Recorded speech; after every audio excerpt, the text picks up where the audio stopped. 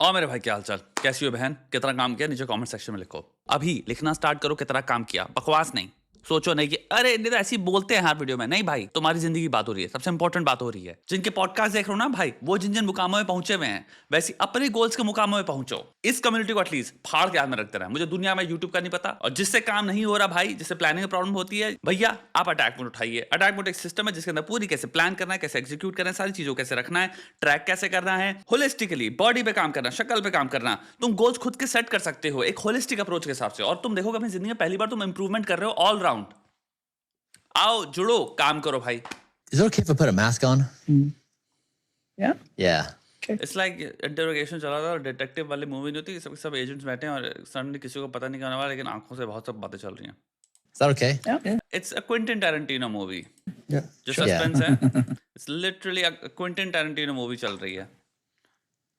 Yeah. The US does a good job on air quality. Generally, like yeah. But Yes.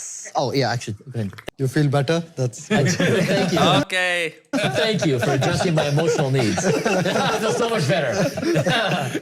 This will knock out 95%. no, but just curious. I mean, were you feeling something, or Yes. this is more precautionary? I mean, I feel it. Like it burns my lungs. It burns my throat. And then I also just know, like, these level of pollutants, it really does wreak havoc on the body. Okay, so this thing has set the internet on fire कल से, तो इस पे बात करते हैं ढंग से। सिंपल, पहले से स्टार्ट करते हैं। क्या air pollution does it wreak havoc to the body? इस पे पता नहीं, आई डोंट नो कितने यूट्यूबर्स हैं जिन्होंने बात करी हुई है इस पे। इतना ज्यादा साइंस है जिसकी कोई हद नहीं है। एक सिंपल सी रिसर्च मैं यहाँ पे दिखा दे रहा हूँ, कैसे ब्रेन डैमेज कॉज करता है। ये स्टडी आपको नीचे कमेंट सेक्शन में मिल जाएगी। ये सिंपल अनुमान लगाने के लिए लोगों को जिनको शौक है, थोड़ा सा समझना है, पढ़ना है, मोटे मोटे तौर पर देखा जाए यार, हार्म तो हैं। आपके लंग्स में जा रही है वो चीज, आपके ब्लड सप्लाई के अंदर जा रही है, ब्लड आपका पूरी बॉडी में जाता है। ऐसे सोचो, अब नाइट्रोजन ऑक्साइड हो गया, बहुत सारे तत्व होते हैं, बहुत सारे तत्व होते हैं हाई एयर पोल्यूशन में, जिनका एक्सपोजर बॉडी के लिए बहुत हानिकारक है। और वो जब आपके ब्लड सप्लाई से आपके ब्रेन में जा रहा है, आपके हार्ट में जा रहा है, लंग्स में ब्रीथ कर रहे हो, लंग्स से लेकर पूरी बॉडी में जब चीजें जा रही हैं, और तुम एक चीज कहो कि तुम 8 घंटा तो कर नहीं रहे हो ब्रीथ, तुम 24/7 ऑल राउंड तुम वो ब्रीथ कर रहे हो, तो ये कह ही नहीं सकते कि फर्क नहीं पड़ेगा बॉडी पे। पड़ेगा, बिल्कुल पड़ेगा। दूसरा, क्या बच्चों पे फर्क पड़ेगा? बच्चों पे और भी ज्यादा फर्क पड़ता है। इंटेलिजेंस तक पे फर्क पड़ता है, कॉग्निटिव एबिलिटीज तक पे रिसर्चेज हैं। तो harm causing capacity air pollution की बहुत डेंजरस है, बहुत डेंजरस है। इस पे प्रॉपर साइंस है, ये कोई हलवी चीज नहीं है। अब करें, अगर ये जो हुआ है इस एपिसोड को, 2-3 एलिमेंट्स आ जाते हैं। पहला एलिमेंट है from the point of view of India, यानी कि आप एज अ भारतीय जब देखते हो, जैसे आप होस्ट जो हैं उनके चेहरे पे भी देख रहे हो, एक डिस्कम्फर्ट है, एक अनईज है। हमारे देश में जहाँ पे गेस्ट को सर के ऊपर चढ़ा के रखा जाता है, ऊपर से अंग्रेजों को थोड़ा सा हम और भी ज्यादा सर पे चढ़ाते हैं, वहां पे एक अंग्रेज गेस्ट छोड़ देता है मिड कॉन्वर्सेशन, तो हमें जो महसूस होगा कि इंटरव्यू या पॉडकास्ट को छोड़ के चला गया, क्या ये हमारी इंसल्ट कर रहा है? एक ये पहला एकदम से रिएक्शन आता है, एटलीस्ट ख्याल आएगा, it will seem rude and it's very natural, it's very human. इसलिए एक चीज समझना, सिस्टम 1, जो पहले जो ख्याल होते हैं ना, बहुत तुरंत जो आते हैं, तुरंत भावनात्मक चीजें होती हैं, तुम सट से आया दिमाग में, आपने कुछ महसूस किया, एंड ये कॉमनली आप देखोगे मोस्ट लोग ने महसूस किया।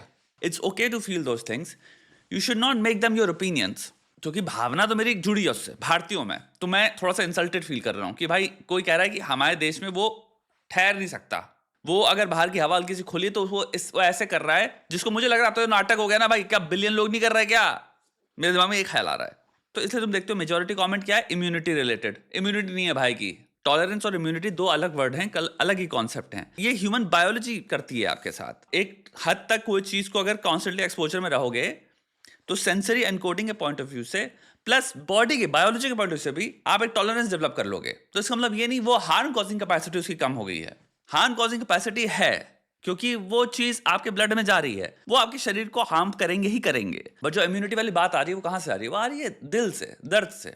अभी एक कमेंट में देख रहा था, इंसान कहता तो कोल्ड प्ले आए, वो गाना बजा के गए, वो तो पागल है ना। आई अंडरस्टैंड वो क्या कह रहा है। अब यहाँ पे इसको कहते हैं फैलेसी ऑफ इक्विवेलेंस। गोरा बाहर से आया है, वो भी गोरे जो बाहर से आए हैं, तो हमने गोरे को 2 कंपेयर कर दिया। कॉन्टेक्स्ट कंप्लीटली डिफरेंट है। वो आए हैं भाई, वहां परफॉर्म कर रहे हैं, वो परफॉर्म के, मे बी उन्होंने महसूस की उन चीजें, बट उन्होंने बोली नहीं, या फिर हो सकता है कुछ महसूस नहीं करी हो। डिफरेंट लोग, डिफरेंट प्रायोरिटीज जिंदगी की, डिफरेंट कॉन्टेक्स्ट लाइफ का। एक बहुत बड़ी पॉपुलेशन है जो इस चीज से ऑफेंडेड भी है कि भैया आप आए, इतनी भी नाटक करने की जरूरत नहीं थी, ठीक है अगर हल्का फुल्का लग भी रहा था तो कर लो, इतना बीच में इंटरव्यू छोड़ के क्या जाना शाना। दूसरा पर्सपेक्टिव आता है अब इसके पॉइंट ऑफ व्यू से, ब्रायन के। इसकी जिंदगी क्या है? इसकी पूरी पूरी जिंदगी है सुबह उठने के बाद से सोने तक और नींद तक भी भाई ये एक एक चीज मॉनिटर कर रहा है। तो इसकी चीज है कि भाई मैं अपनी बॉडी को किस चीज से एक्सपोज कर रहा हूं, दी मोस्ट ऑप्टिमल एनवायरमेंट से, ऑप्टिमल कंडीशन से, जिससे क्या होगा मेरी एजिंग बेटर हो जाएगी, मैं एज स्लो करूंगा, मैं लंबा जीऊंगा। इस इंसान का दिन शुरू होता है, जिसने भी अगर इसके वीडियोस देखें तो भाई 50 तरह के तंत्रों यंत्रों से भैया अपने सर पे अलग कैप लगाएगा रेड लाइट की, रेड लाइट तुम्हारा खूब एक्सपोजर लेगा भयंकर लंबा तरीके से, एयर पूरा मॉनिटर कर रहा है, ह्यूमिडिटी से लेके एक एक चीज 50 तरह के। इसका जब शुरू होता है, शुरू हो जाता है भर के गोलियां लेता है एक बार में सुबह उठ के ये। तो इसकी जिंदगी ही यही है। तो आप एक बात कर रहे हो कि इंसान से जो एक इन्वायरमेंट में रह रहा है जहां पे वो चाहता है ऑप्टिमल कंडीशंस ही हो, हवा सबसे ऑप्टिमल हो, लंग्स को वो सबसे ऑप्टिमल हेल्थी स्टेट पे रखना चाहता है, ब्लड में वो किसी भी तरह की गंदी चीज नहीं डालना चाहता, दिमाग में किसी भी तरह का वो डिटेरियोरेशन नहीं चाहता या एक्सपोजर नहीं चाहता। जब तुम अगर 4 साल से 3 साल से ऐसी कंडीशन में रहते आ रहे हो और सडनली तुम्हें वहां से निकाल दिया जाए, फिर तुम्हें एक एनवायरमेंट में रखा जाए जहां पे let's say high air pollution है, मे बी, अब यहां पे मैं हाइपोथेसाइज कर रहा हूं, मे बी उस इंसान को नोटिस ज्यादा होगा, इट कुड बी। अगेन हम अपनी यहाँ पे जितने लोग नॉर्मल नागरिक हैं जो जीवन जी रहे हैं मुंबई में भी, अगर मुंबई की बात कर लो या दिल्ली की बात करो, to a great degree all round वो फील नहीं करते क्योंकि हम यूज टू हैं। बट अगर आप एयर इंडेक्स चेक करो, एयर क्वालिटी चेक करो, आप देखोगे all round over the year वो खराब है, डेंजरस लेवल्स पे है। डेंजर मतलब एक वर्ड है, उसका कोई हलवा पूड़ी नहीं है ना, उसका मीनिंग है कुछ। तो बेसलाइन डेंजर रहती है।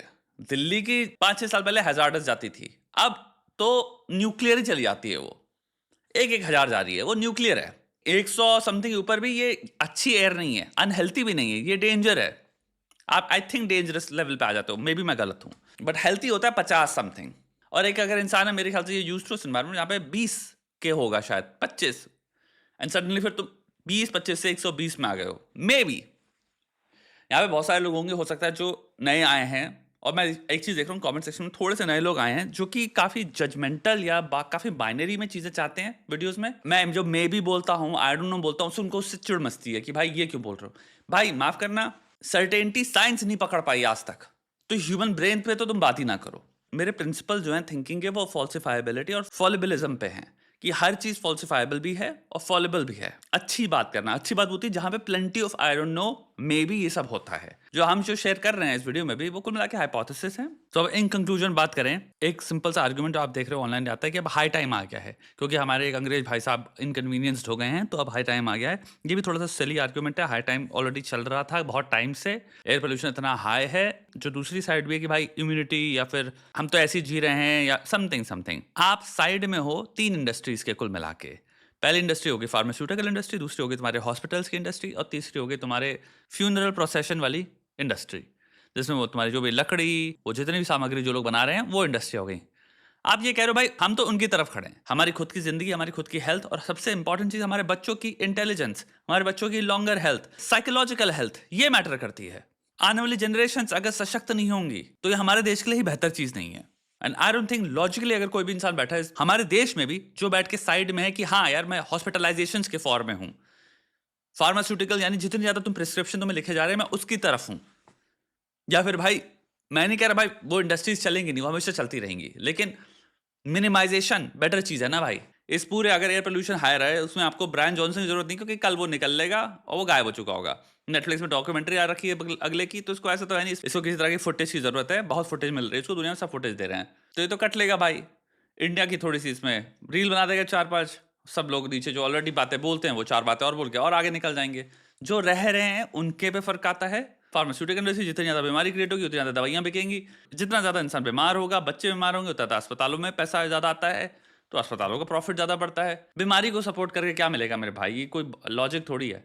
बाकी तुम काम करो भाई, तुम इतना काम करो कि भाई एटलीस्ट एयर प्योरीफायर अपने घर पे अफोर्ड कर पाओ आराम से, हर कमरे में, एक कमरे में लगा के कुछ नहीं होता, सिर्फ रात को एयर प्योरीफायर लगा के सोने से भी आई थिंक प्रीटी श्योर थोड़े बेनिफिट्स होंगे। बट N95 मास्क लगाओ जब आप बाहर जाओ। N95 मास्क इंडिया में जिन जगहों पे हाई पोल्यूशन है, जिन जगहों पे हाई पोल्यूशन है वहां पे लगाना चाहिए, लगाओ भाई।